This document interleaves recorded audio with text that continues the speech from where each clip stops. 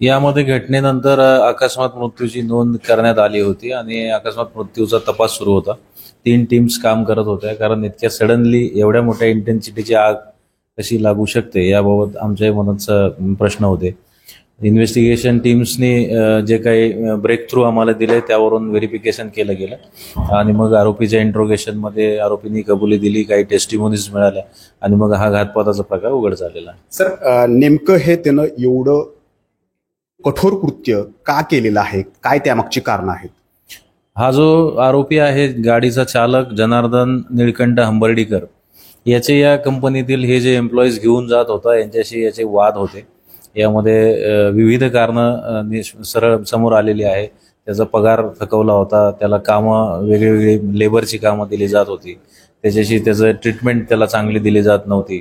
अशा विविध कारणावरून त्याने रागातून गुन्ह्याचं कृत्य केलं. गेल्या 2 दिवसापूर्वी पुणे हिंजवडीमध्ये मिनी बसला आग लागलेली घटना समोर आली आहे. या हत्याकांडाच्या घटनेने सर्वत्रच खळबळ उडाली आहे.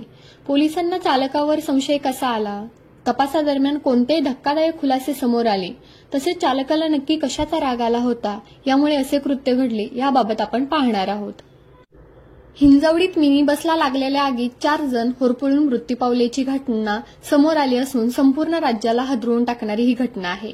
मात्र या घटनेमागे एका सुयोजित कटाचा भाग असल्याचं पोलीस तपासात उघड आले आहे.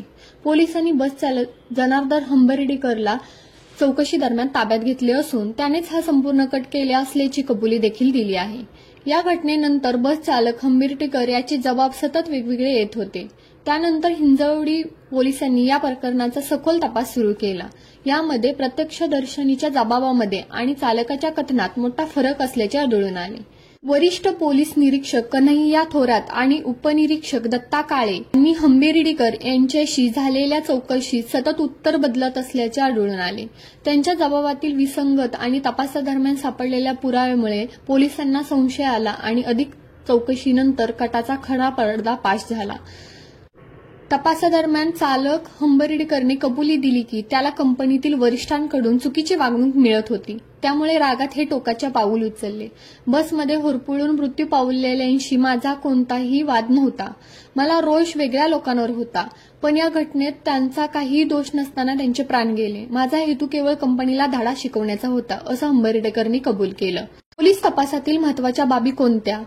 बसमध्ये उपस्थित इतर कर्मचारी आणि जखमींच्या जबाबामध्ये विसंगती आढळली. सीसीटीव्ही फुटेजमधून तपासादरम्यान हंबर्डीकर यांची हालचाल संशयास्पद वाटली.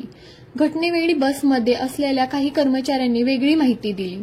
आग लागल्यानंतर मागचा दरवाजा का उघडला नाही याचा देखील तपास सुरू केला. तपासादरम्यान वेगळ्या बाबी आपल्याला आढळल्या आहेत. नक्की चालकाला कशाचा राग आला होता?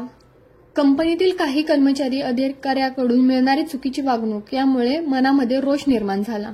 कंपनी व्यवस्थापनाने दिवाळीत पगार कापला होता. चालक असून देखील त्याला अत्यंत खालच्या दर्जाची वागणूक दिली जायची. हिडीस केले जायचे. मागच्या आठवड्यात जेवणाचा डबा देखील खाऊ दिला नाही, असं देखील तपासादरम्यान हंबर्डीकर याने पोलिसांना सांगितले. तर तुम्हाला हा व्हिडिओ कसा वाटला? या हत्याकांडाबद्दल काय वाटतं? कमेंटमध्ये तुमच्या मतांबद्दल नक्की सांगा.